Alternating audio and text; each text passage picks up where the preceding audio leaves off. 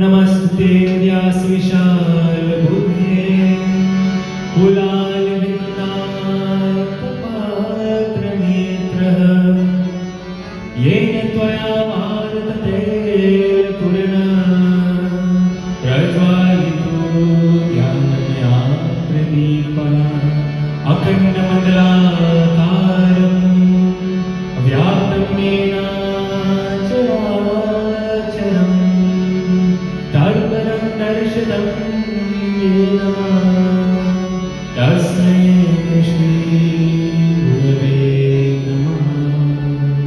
I bow to the lotus-like feet of my Guru. Om Guru Brahma Guru Vishnu Guru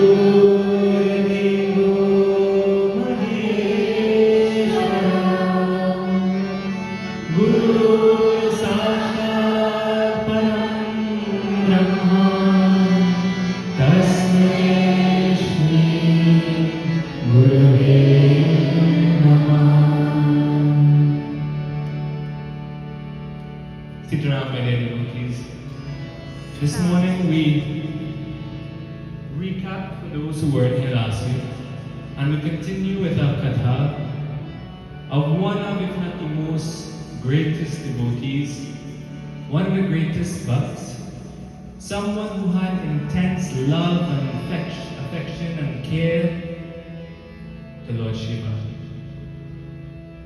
We speak of this individuals who penance, who sacrifice, the dedication that they made allowed them to be on that pedestal, to be on that oneness with Bhagavan. And her name is Mother Parvati. I'm sure we are all familiar with the katha of Sati Devi, who had abstained from listening to the advice of Prabhu, and upon returning home, she started to hear ill speaking, or bad mouthing as we would say, of her beloved Lord Shiva. Imagine if your loving consort, your spouse, your children, someone who is dear to you, if you were to return or go into an environment where you are hearing them be ill-spoken. She started to feel so angry and enraged that she decided to jump and take her life by going into that flame of Agni. Lord Shiva, being that the God of all yogis, self-controlled and composed, we call him the reabsorber, the destroyer of that negativity. Lord Shiva is responsible for the change from death to destruction, and also in a positive sense, he destroys the calm, clothed, matlu, ahankar, man's or humans' negative tendencies. Reaching to this point where Sati Devi decided that she no longer wanted to live, Lord Shiva became so enraged. His consort was no longer there with him. The love of his life was no more to be. When he realized this and upon the sadness that it took upon him, Lord Shiva had lost all interest in the world. He decided to go and withdraw himself and go to that point, that place, to the top of Mount Kailash, and took that new residence to immerse himself in meditation. How many times in our own life, where there may be sickness, there may be problems that's going on, and we feel like we want to deject or withdraw ourselves from the world. We need that moment of separation from worldly pleasures to take a minute to meditate and regain our composure. Lord Shiva teaches us this. Instead of acting irrational, instead of acting out of control, instead of being angry, he took new residence in Kailash and decided to go into a state of meditation. Although we are rishis and munis and sannyasis who can dedicate our entire time and life into that of meditation, I ask you, how many times daily do we do puja? Do we do manas puja? Do we take time out 5-10 minutes of the day to dedicate and sit ourselves quietly and meditate on the form of Prabhu? Or do we say that out of 24 hours of the day, through our work, our school, our life, we can't even find 5 minutes for Bhagavan? And Lord Shiva is in this meditation, he's in this state where he's worrying of nothing else. He doesn't even eat, he doesn't even want to sleep, he doesn't even want to move but get distilled from this meditation. And Lord Shiva is known as the giver of all boons. Anyone who is a great devotee, and we've seen that with Ravan, we see that with this example of a demon by the name of Taraksura. He gives anyone who is loving, who is devoted, who performs puja, tapasya, sacrifice. He allows them, he gives them great boons. And right before he went into the state of meditation for the death of his beloved Sati, he granted this demon Taraksura a boon, that he would not be destroyed by no one other than Bhagavan, Prabhu. This demon decided that Lord Shiva was in a state of weakness, that now is a perfect time, now is a perfect moment that I should strike to initiate on the world negativity. The demon had decided to take over the world, the heaven, the cosmos. He started to create chaos everywhere. The gods had then, in all their power, they eventually went and turned to Lord Shiva and asked for his help. But Shiva was uninterested. He was going through the plights. He was playing, he's Adi Yogi. But he's showing us in human tendency how weakness can befall man. He doesn't want to do anything other than meditate, being engrossed in what he's doing. And some say, and I agree with this, that even if Lord Shiva would have wanted to do something, even if Lord Shiva wanted to enact and fight this demon as he could have, as we always talk about the Purusha and Prakriti's energies, male and female consciousness, the car without the engine, Lord Shiva wouldn't have even had the energy to do anything because he was missing Sati, he was missing that Shakti, the power to allow him to manifest himself. The gods, in all their desperation, they didn't know what to do to defeat Taraksur. They went to Jagadamba. They implored on her help, and she agreed that she will take incarnation as Parvati Mata, being born to the king Himavan, who is the king of the mountains, and she assured the gods, don't worry, I will give Shiva back his power. That Purusha Prakriti, the shell that we always refer to, I will ensure that Shiva is one again. Parvati Mata, being even from a young girl, she was so in love and engrossed in Lord Shiva. Are we in love? Are we engrossed with God? Do we have the tendencies of our puja room, our diya, our thali, our flowers, our fruits? Do we have the necessary things to perform puja for Bhagavan? Parvati Mata ensured that every day, daily, she would make sure that she had the necessary tools to adore and worship her Prabhu. As she continued to grow older, her heart was still set that she wanted not only to be a bhakt of Lord Shiva, but she wanted Lord Shiva as her husband. There's the Leela that mentions, in order to gain this love and attention, she decided that she would go to the same spot, the same cave that Lord Shiva was meditating in. And she started to clean. She started to bring fruits. She started to bring flowers. She started to decorate. She thought that I am going to make this most beautiful atmosphere to be in, so when my God, when my Prabhu awakes, he will be happy. But Lord Shiva, being so engrossed in the meditation, not once did he open his eyes or acknowledge her presence. It said that Parvati Mata started to feel, maybe I'm doing something wrong. Maybe by decorating, maybe by bringing the flowers, maybe by bringing the fruits. How many times do we feel that way? That we are performing puja and our questions are not being answered. That we feel that Bhagwan may be turning a blind eye to what we are feeling. But I assure you that we do not need to see the lips of these beautiful murtis move to realize the blessings or the lessons that we receive from Bhagwan. Parvati Mata said she turned to the gods of passion and longing, Priti and Rati, the consorts of Kamadev, the god of love. And Priti and Rati turned that cave that Lord Shiva was in to even more beauty. They decided to make it filled with a garden of beautiful flowers.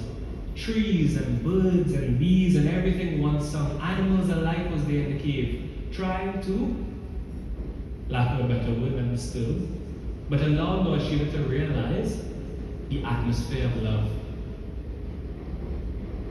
Once that cave had become so enchanted, it was a cave of wonders. Lord Kama decided that he would shoot this arrow of desire to Lord Shiva. But it had no effect on Lord Shiva until it made him angrier. It made him so angry that that third eye of his opened and Kamadev was burned to ashes. We understand this, Leela, that Lord Shiva did not want to be distilled, that he did not even want love in, and he destroyed love. But Parvati Mata, she assured the world, she assured the gods that don't worry, I will continue to strive and I will make Lord Shiva my husband to reassure love into the world, to bring love and unity, to make Lord Shiva realize that he needs the power back. There are many times where we feel like God isn't noticing us. Many times we pray and we expect these answers. But I assure you, with consistent prayer and devotion, blessings will come. Parvati decided to do what Sati would have done. She decided to leave the riches and the comfort of her father's home, King Hamavan, and live in the cave as an ascetic, just like Lord Shiva. She started to go through great penance and meditation, so too, like Lord Shiva. It is said that her penance and her love and her devotion was so great it even surpassed many of the yogis, many of the sannyasis. She had went through such endearment, self-mortifications, from it being extremely cold to extremely warm, to standing on one leg, to sitting for long hours. She went through these sacrifices to appease Brahma. The meditation was so intense it got to a point where it was compared to being stacked on equal level to Lord Shiva himself. Following in Lord Shiva's steps, Parvati had gained control of her body and mind. That tapasya that she did generated such great amounts of energy and heat, so powerful, it finally awakened and shook Lord Shiva. He was shaken out of his meditation, and when he regained himself, he wondered, who or what in the world can be so powerful enough that it can awake me from my tapasya? He decided to go and see for himself what penance or who was this that is appeasing to me. So impressed by her devotion, he decided it's time to make Parvati Mata my consort. And that was a recap of last week for those who wasn't here. And today we look at Shiva and Parvati's wedding. It was beautiful but strange to many. To the common folk, we would say that we would be confused. We would wonder, why would anyone want a wedding of this sort? But in Leela and yogic law, it speaks of this wedding between Adi Yogi and Parvati Mata's grand affair. Parvati Mata came from this home of kings and queens and royalty. She herself was a princess. But the groom, I want you to visualize him. Dreadlocked, matted hair, smeared with ashes head to toe, wearing a fresh skin of a tiger over his chest. Which for symbolism, if you didn't know, and I'm sure on Shivratri night we'll do a character sketch of Lord Shiva. But if you didn't know something, you'll learn one thing today. Why does Lord Shiva wear the tiger skin? It represents who is the Vara, the animal in correlation with Shakti Ma, the Devi Ma, the tiger. It symbolizes the victory of divine force over animal-like instincts as well. That though Devi Ma is the master of all Shakti, the only person who can hold that power up. When Shiva is nothing without Shakti, but the only person who can control that power, control that Shakti, is Lord Shiva himself. It represents the power and force that symbolizes what every man and human bigger than that strives to be able to control the power and force of the universe. Lord Shiva had arrived at the wedding palace fully, or I should say, with bliss. His entourage, the Bharat, was all demented and distorted beings. None of them in pure and normal human form. Most of them didn't even know how to speak. They were just making noises. Imagine you go to a wedding and the Bharat is just making noise. just making noise over and over, beings that aren't even, that we can even comprehend. Is a beautiful, if you get a chance to Google it and see, beautiful picture, illustration, art illustration of Lord Shiva being welcomed to Himavan's palace. Parvati's mother, Maina, at first glance when she seen Lord Shiva in his matted locks, she fainted away.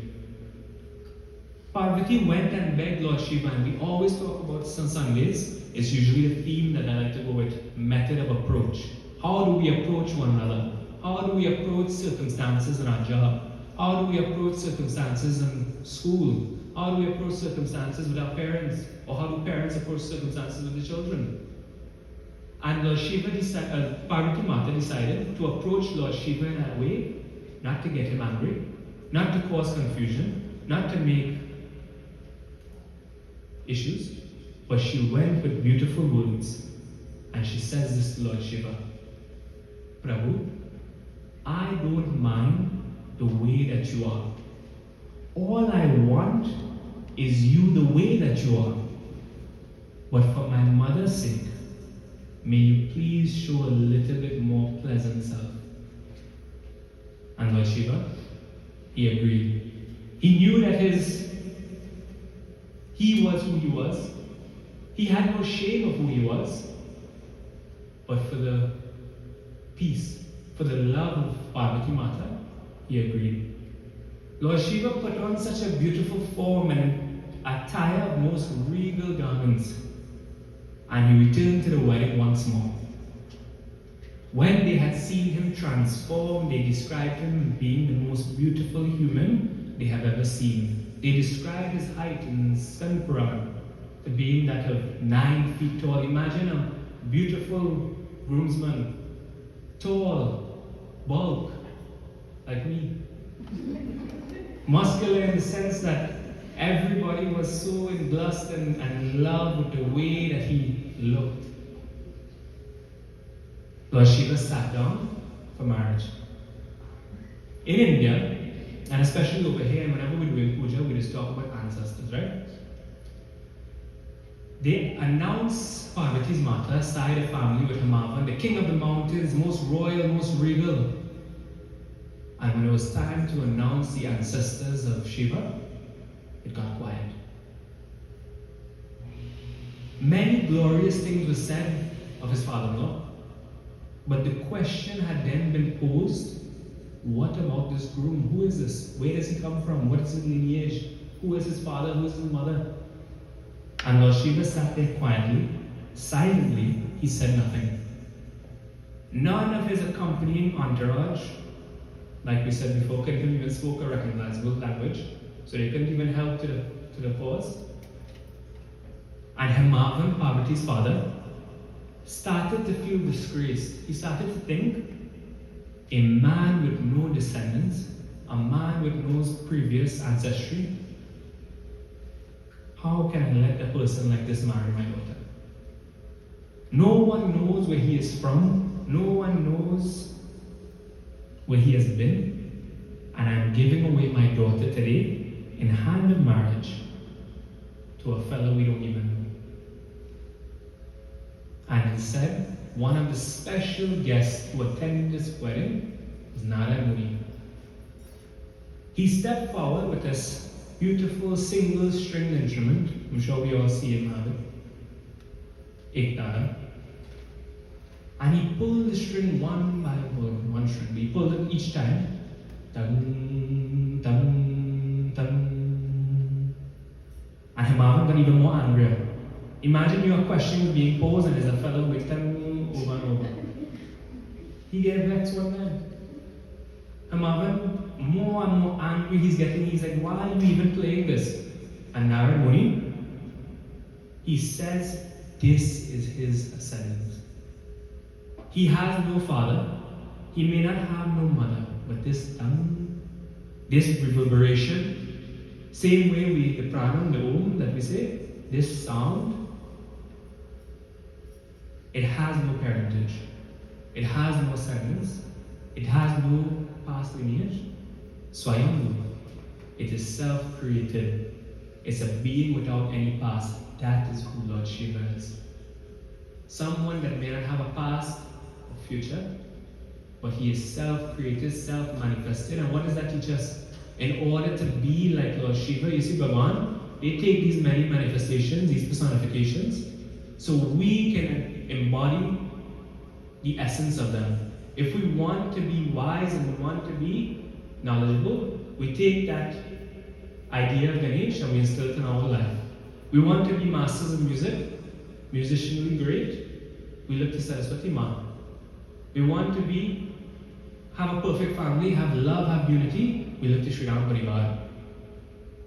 So when we want to be in a state of bliss, when we want to be that in meditation, when we want to be an Adi Yogi, we look to Lord Shiva. And to summarize today's Katha, my dear friends, when we talk of this Adi Yogi, we aren't talking about any mortal or civilized man. Bhagavan plays these roles, they play this Leela so we can understand better. That we are speaking of an absolute individual who is in oneness with life, pure consciousness, without any pretension, never repetitive, forever infinite. Simply life itself, and we all strive for that. We always talk about moksha karadwara, paramatma, becoming liberated when we die. The goal and the ultimate path of being a Sanatanist, being a Hindu, being a human, is achieving peace, achieving oneness while on this earth. Having that peace of mind, we always will, at least I always, when I pray, I ask Bhagavan for nothing else more than peace. And peace of mind in here first, and once that's achieved, there's nothing of the outside noise that can get in. I urge you all to meditate, to follow that of Lord Shiva. Finding that inner peace is a fundamental requirement of this spiritual process. We goal is not to just be religious people, as we always say. Perform puja, offer flowers is good. It's amazing. But think about it as kindergarten to 5th grade. The goal is to get more than that. 6 to 8, high school, college, master, to grow. Once we learn these aspects, these tenets of puja, once we learn how to offer, wave the light, do these things, the goal is to search inwards, light the light within. Lighting that diya, but not realizing the light within is burnt out, serves no purpose. And Lord Shiva teaches us this. That when we must realize that just listening to the thoughts and beliefs and opinions of others on the outside, it serves no purpose if we don't sit inwards, think inwards, sit at our mandras, like you all are beautifully doing this morning, listening to the graces and the pastimes of Prabhu. Once you make devotion part of your life, you can access anything in this entire universe. Life is full of open opportunities that existence has not blocked anything for anyone. They say knock and it shall open. That's a great saying. But it isn't true when it comes to spirituality. You do not need to knock because there's no real door blocking you.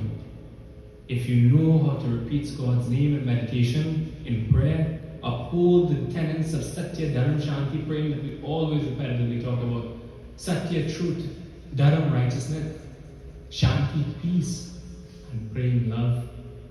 You can walk right through the door of realization. All you need to do is look within ourselves. Umapati Mahadeva ki Jai. Sri Satya Sanatana ki Jai. Give Pandit Krishna a round of applause.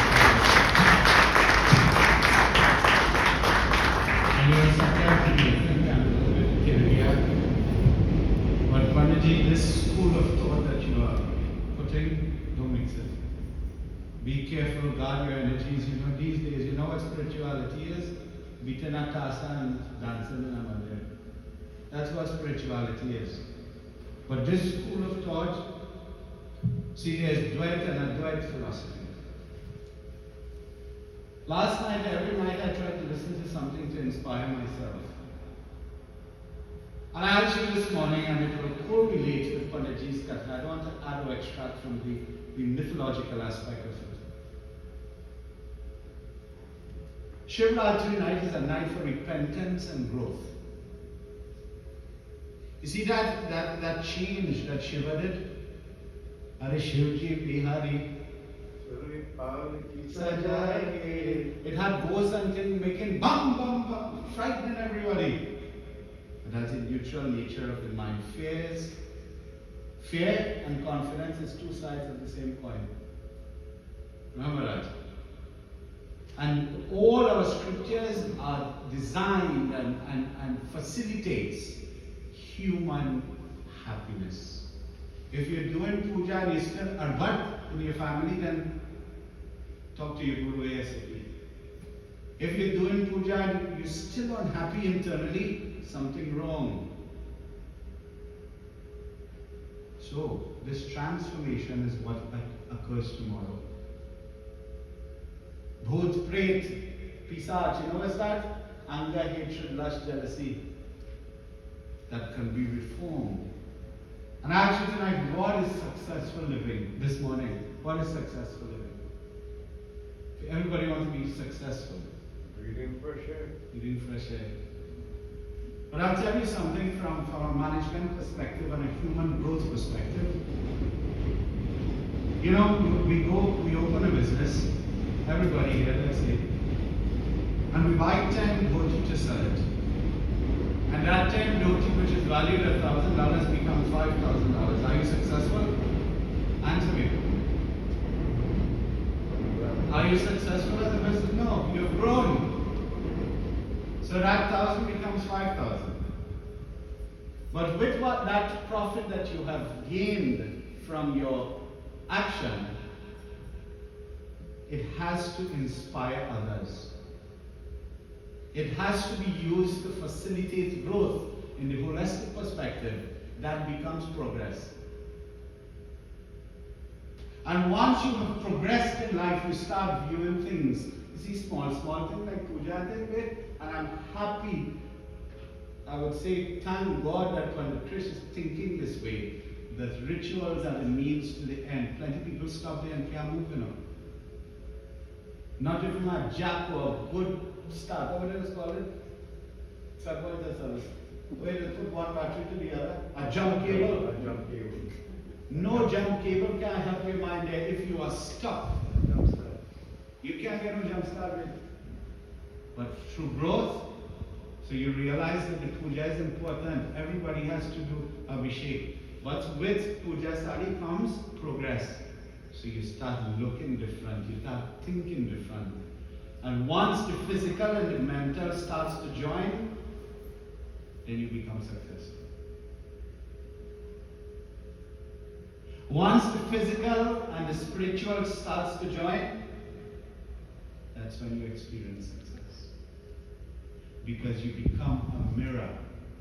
You know, these days when we're watching Jagrati, we just mirror the phone on the TV. When you worship Hanuman, you should be a mirror of Hanuman. When you worship Durga, you should be a mirror of Durga. That is success. So well done, Pandit Krish. Just advice for tomorrow. Shivratri is a very, very, very, very auspicious day. It starts tomorrow in the evening time. So morning time, get up and do your puja.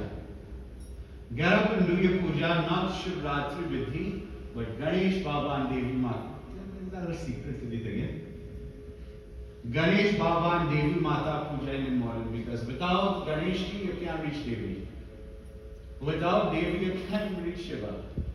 Manipur, Muladhara, Sahasrara, the 3 chakras that you will travel tomorrow. Ganesh, Muladhara, Manipur, Devi, the heart, and then Sahasrara, Lord Shiva. Do Ganesh and Devi puja and hey Ganesh, and there's your prayer. Prepare me for this breath. Prepare me for this exercise of Lord Shiva.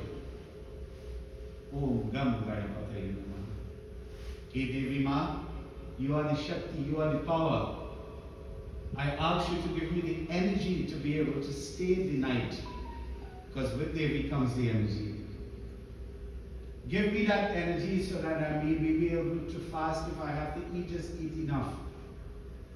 Om Dum Durgaya Namaha. And when you reach here in the night time, you will have already cleared your path of obstacles. Ganesh, you have already been energized to be adorned and anointed in the consciousness of realization with this Adi Yoga, Adi Yogi, Lord Shiva. Very, very important for tomorrow. Do not see fasting without prayer starving. You know that, right? Fasting without prayer starvation. If you have to eat, and I reiterate this, because too many devotees reach to a state of the mind in the nighttime that they feel lightheaded, they get stomach pain, they feel upset, they get headaches. You think Bhagwan wants you to go through that? Oh. But you don't eat like a Gurmusaha tomorrow. You eat just enough. Just enough to keep the stomach filled. Drink a glass of milk, maybe milk is food enough. If you have to eat it, do not risk any health, especially in these times. Your immune system has to be strong, and food is the nourishment for that. So I beg of you, do not starve yourself. If you think, I'll tell you honestly, as I myself go in an age, I used to keep 9 nights in Navratri, no salt. Now I can't, because my body asks for the nourishment. And the first line in the Vedas, secure and preserve the body. So don't endanger yourself, please. What do you do tomorrow? Wake up, do your puja, go to work if you have to. And Tuesday, if you can stay the entire night. And on Tuesday is a day for you to gain the siddhis.